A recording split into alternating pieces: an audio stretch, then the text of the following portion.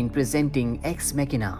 इस कहानी की शुरुआत में हमें ब्लू बुक नाम की एक सर्च इंजन कंपनी को दिखाया जाता है। ये कंपनी गूगल कंपनी की तरह है और इसमें सेलिब स्मिथ नाम का एक प्रोग्रामर काम करता है। सेलिब को बताया जाता है कि कंपनी का जो ऑफिस का कॉन्टेस्ट हुआ था वो उसने जीत लिया है, जिस वजह से उसे एक हफ्ते के लिए कंपनी के सीईओ नेथन के घर पर, जो कि पूरी तरह से आइसोलेटेड है और बहुत लग्जूरियस है, बिताने का मौका दिया जाता है। और अब कैलिब को कंपनी का एक हेलीकॉप्टर उस आइसोलेटेड जगह पर ले जाता है। वहां पर पायलट उसे उतारने के बाद बताता है कि एक हफ्ते बाद वो उसे लेने के लिए वापस इसी जगह पर आएगा और यहाँ से आगे का रास्ता बताकर वो इस जगह से निकल जाता है। कैलिब अब लगातार आगे बढ़ता है और वो एक जगह पहुंच जाता है जहां पर एक अजीब सा घर होता है। दरअसल ये पूरा का पूरा घर कंप्यूटराइज्ड है और तभी उसके गेट से कैलिब की फोटो के साथ एक कार्ड निकलता है, जिसके बाद वो अंदर जाता है। अंदर से घर बहुत आलीशान होता है और यहाँ उसकी मुलाकात अपनी कंपनी के सीईओ नेथन से होती है। नेथन उसे बताता है कि जो कार्ड तुम्हें मिला है, जो दरवाजे से बाहर निकला था, उससे तुम कई सारे रूम्स में जा सकते हो, लेकिन जिस रूम से वो कार्ड दरवाजा ना खोले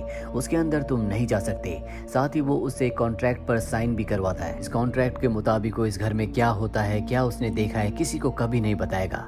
साथ ही उसे नेथन ये भी कहता है कि हम यहाँ पर एक बहुत बड़ी रिसर्च करने वाले हैं जिसमें तुम्हें भी क्रेडिट दिया जाएगा। दरअसल कैलिब अब भी कंफ्यूज होता है, जिसके बाद नेथन उसे बताता है कि मैंने यहाँ पर एक फीमेल ह्यूमन रोबोट को बनाया है जिसके अंदर हर एक इमोशन, हर एक सोच इंसानों की तरह है। तुम्हें उससे रोज बातें करनी है और कभी भी तुम्हें ऐसा लगे कि तुम किसी इंसान से नहीं बल्कि रोबोट से बात कर रहे हो तो हम समझेंगे कि हमारा एक्सपेरिमेंट, हमारा रिसर्च, हमारी जो इन्वेंशन है वो पूरी तरह से फेल हो गई। और अब कैलिब अगले दिन उस रूम में जाता है जहां पर वो फीमेल रोबोट होती है।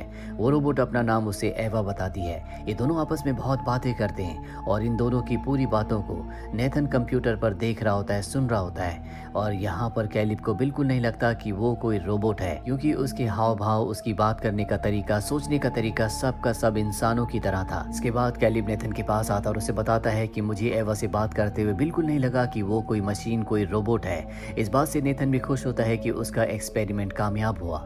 रात को कैलिब जब अपने रूम में सो रहा होता है तो उसे नींद नहीं आ रही होती, इसीलिए वो टीवी का रिमोट चलाता है। लेकिन ये टीवी नहीं होता, बल्कि ये सीसीटीवी कैमरे की फुटेज देखने के लिए होता है। इसमें उसे एवा का रूम दिखता है। एवा वहां पर बैठी हुई होती है और तभी लाइट चली जाती है, जिससे कि कैलिब घबरा जाता है। दरवाजा खोलने की कोशिश करता है लेकिन दरवाजा नहीं खुलता।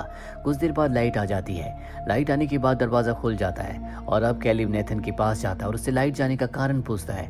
नेथन बताता है कि मैंने इस घर को, इन दरवाजों को इसी तरह से डिजाइन किया है। लाइट जाने के बाद इन्हें कोई नहीं खोल सकता, क्योंकि अगर लाइट जाने के बाद दरवाजे खुले तो कोई भी बाहर से अंदर आ सकता है। साथ ही नेथन ये भी बताता है कि पहले कभी लाइट नहीं जाती थी, लेकिन कुछ दिनों से लाइट बार बार जाती है। अब कैलिब अपने कमरे में आकर सो जाता है। जब वो सुबह उठता है तो उसके रूम में एक लड़की आती है जिसका नाम क्योको है, जो उसके लिए यहाँ पर काम करेगी, उसकी हेल्प करेगी। लेकिन अजीब बात ये होती है कि जब वो उससे बात करने की कोशिश करता है तो वो जवाब नहीं देती। वो नेथन से इसके बारे में पूछता है। नेथन बताता है कि वो इंग्लिश नहीं समझ सकती।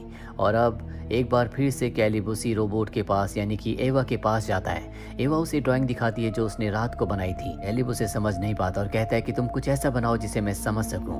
वो कहती है ठीक है, मैं ऐसा कुछ जरूर बताऊंगी।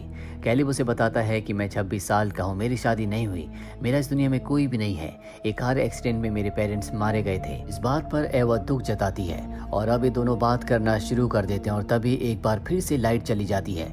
लाइट जाते ही एवा के एक्सप्रेशन बदल जाते हैं और वो कैलिब से कहती है कि तुम्हें नेथन पर भरोसा नहीं करना चाहिए, वो एक अच्छा इंसान नहीं है और घर की जो लाइट जाती है वो मैं ही बार बार कट करती हूँ। अगर मैं लाइट कट करके तुम्हें ये बात बता रही हूँ, इसका मतलब ये है कि नेथन ना तो हमें देख सकता है और ना ही सुन सकता है। और अगले पल लाइट आ जाती है। यहाँ पर कैलिब पूरी तरह से कंफ्यूज होता है कि एवा ने उसे बातें क्यों कही। इसके बाद कैलिब नेथन के पास जाता है। नेथन उससे पूछता है कि जब तुम एवा से बात कर रहे थे और लाइट चली गई थी, उस वक्त मैं तुम्हारी बातें नहीं सुन पाया, उस वक्त एवा ने क्या कहा। लेकिन कैलिब नेथन से झूठ बोल देता है कि उस वक्त एवा ने मुझसे बात नहीं की। कैलिब कहीं ना कहीं अब एवा की बातों से उसकी तरफ अट्रैक्ट होने लगा है। इसके बाद नेथन कैलिब को उस जगह ले जाता है जहाँ पर उसने एवा को बनाया था। वो वहाँ पर उसे वैसे ही दिमाग दिखाता है जैसा दिमाग एवा के अंदर है और बताता है कि ऐसा दिमाग बनाने के लिए सबसे पहले मुझे पूरी दुनिया के फ़ोन्स को हैक करना पड़ा। मैंने पूरी दुनिया के फ़ोन्स पर लोगों की बातें सुनी, उनको ट्रैक किया और उनसे मुझे उनकी सोच का पता चला, जिसके बाद मैंने ये दिमाग बनाया। दरअसल नेथन ने एवा का दिमाग इतना परफेक्ट बनाया था कि कोई नहीं बता सकता कि वो एक इंसान नहीं बल्कि रोबोट है। अगले दिन एक बार फिर से कैलिब उससे मिलने के लिए जाता है, जहाँ पर सबसे पहले पहले वो उसे वो ड्राइंग दिखाती है जो उसने आज उसके लिए बनाई है। इसके बाद वो कैलिब से कहती है कि अपनी आंखें बंद करो, और जब वो अपनी आंखें बंद करता है तो अंदर से वो ठीक उसी तरह से कपड़े पहन कर आती है जिससे वो पूरी की पूरी इंसान लगती है। और अब वो कैलिब से पूछती है क्या तुम मुझे पसंद करते हो। कैलिब कहता है कि नहीं। एवा कहती है कि तुम झूठ कह रहे हो, मैंने तुम्हारे फेस के एक्सप्रेशन को पढ़ा है, तुम्हारे फेस एक्सप्रेशन से साफ साफ पता चलता है कि तुम मुझे पसंद करते हो, मैं तुम्हारे साथ डेट पर जाना चाहती हूँ। और कैलिब वहाँ से चला जाता है और वो नेथन के पास जाता है, उसे बताता है कि एवा बहुत ही शार्प है, वो किसी के भी एक्सप्रेशंस को पढ़ सकती है, वो इमोशंस को समझती है, साथ ही वो सच और झूठ को भी पकड़ लेती है। नेथन कहता है कि मैंने सिर्फ उसके दिमाग में इंसानों वाली चीजें डाली थी, बाकी चीजें वो खुद ही सीख रही है। कैलिब पूछता है कि तुमने उसे लड़की क्यों बनाया। नेथन बताता है कि वो लड़कियों की तरह इंटीमेट भी हो सकती है, उसके अंदर लड़कियों वाली पूरी फीलिंग्स हैं और मैं चाहता हूँ कि तुम उसके साथ इंटीमेट हो जाओ। अब कैलिब एक बार फिर से एवा से मिलने के लिए जाता है और उसे बताता है कि इंसानों में और रोबोट्स में एक बहुत बड़ा फर्क है।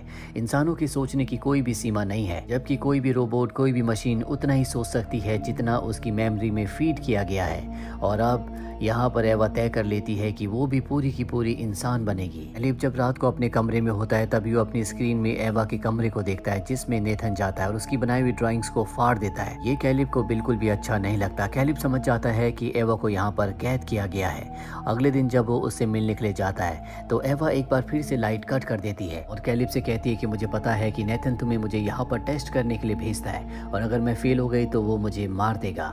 मैं तुमसे प्यार करती हूँ जिस तरह से तुम मुझसे प्यार करते हो। मैं जिंदगी भर तुम्हारे साथ रहना चाहती हूँ, लेकिन एक इंसान बनकर।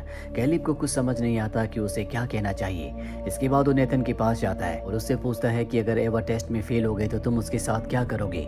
नेथन बताता है कि मैं उसके सभी बॉडी पार्ट्स को अलग कर दूंगा, उसके दिमाग को निकालूंगा और उसके दिमाग से पुरानी सभी यादों को मिटाकर एक और भी एडवांस दिमाग बनाऊंगा। कैलिब को नेथन की बातें बिल्कुल अच्छी नहीं लगती क्योंकि वो बिल्कुल नहीं चाहता कि एवा को किसी भी तरह से डिसमेंटल किया जाए। इसीलिए अंदर ले जाकर बातों ही बातों में उससे बहुत ज्यादा शराब पिला देता है जिससे उसे बहुत गहरी नींद आ जाती है और उसकी जेब से चाबी लेकर वो उसके ऑपरेटिंग सिस्टम में जाता है जहां पर वो वीडियोस देखता है जिससे उसे पता चलता है कि नेथन ने पहले भी बहुत सारे रोबोट्स को बनाया था और वो सब के सब अपने टेस्ट में फेल हो गए थे। इसीलिए उसने उनके दिमाग से सारी यादों को मिटाकर एक नया रोबोट बनाया जो कि अब एवा के रूप में है। और अब वो उस रूम में जाता है जहाँ पर उसकी हेल्पर, जो उसकी लैंग्वेज नहीं समझ पाती, जिसका नाम कोयोको है, वो होती है। यहाँ पर बहुत सारे कपबोर्ड्स होते हैं और जब वो उन्हें खोलता है तो देखता है कि पहले जितने भी नेथन ने रोबोट्स बनाए थे उन सब की बॉडीज यहीं पर है। और तभी कोयोको अपनी बॉडी से स्किन निकालना शुरू कर देती है जिससे उसे पता चल जाता है कि कोयोको कोई इंसान नहीं बल्कि वो भी एक रोबोट है। दरअसल नेथन ने इस रोबोट को यानी कि कोयोको को यहाँ पर अपना गुलाम बनाकर रखा होता है। और अब कैलिब जब बाहर आता है तो देखता है कि वहाँ पर नेथन है जो अपने कार्ड को, अपनी चाबी को ढूंढ रहा है। और तभी बड़ी चालाकी से कैलिब जमीन से उसी के कार्ड को उठाकर उसे देता है और कहता है कि तुम्हारा कार्ड ये है। इसके बाद कैलिब अपने कमरे में आ जाता है और अब उसे अपने ऊपर भी शक है कि वो इंसान है या रोबोट। वो अपने आप को चेक करने लगता है और जल्दी उसे यकीन हो जाता है कि वो एक इंसान है।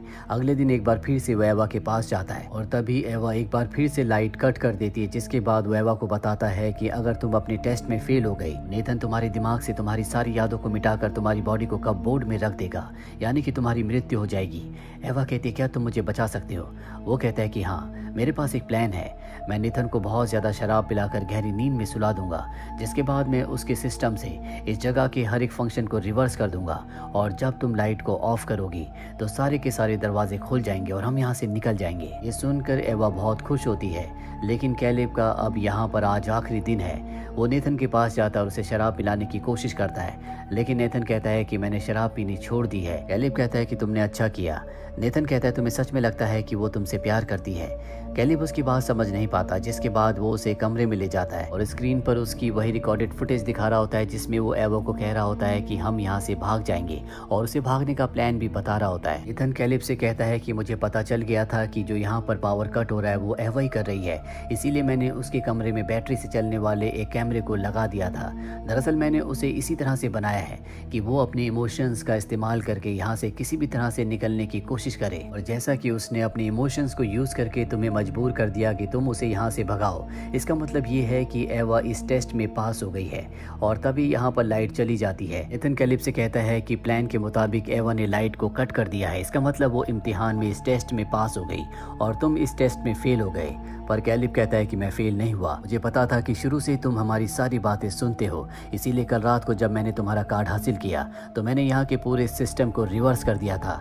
यानी कि अब जब लाइट जा चुकी है तो सारे दरवाजे अपने आप ही खुल गए होंगे। नेथन इसके बाद स्क्रीन पर देखता है जिससे उसे पता चलता है कि एवा अपने कमरे से आज़ाद हो चुकी है और इस बात से उसे बहुत गुस्सा आता है। वो एक रॉड से कैलिब के ऊपर हमला करता है जिससे वो बेहोश हो जाता है और उस जगह पहुंच जाता है जहां पर एवा होती है।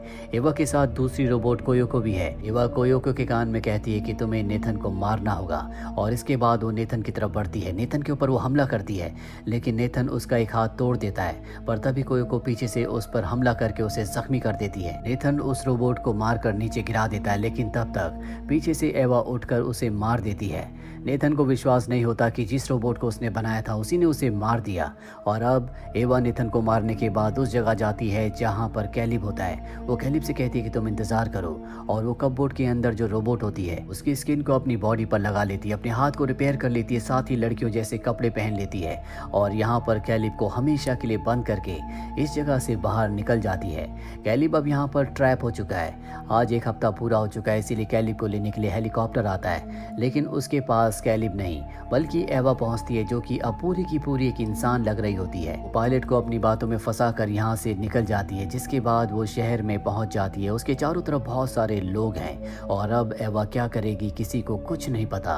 और इसी सस्पेंस के साथ ये फिल्म, ये कहानी यहीं पर खत्म हो जाती है। उम्मीद करते हैं कि ये कहानी आपको पसंद आई होगी।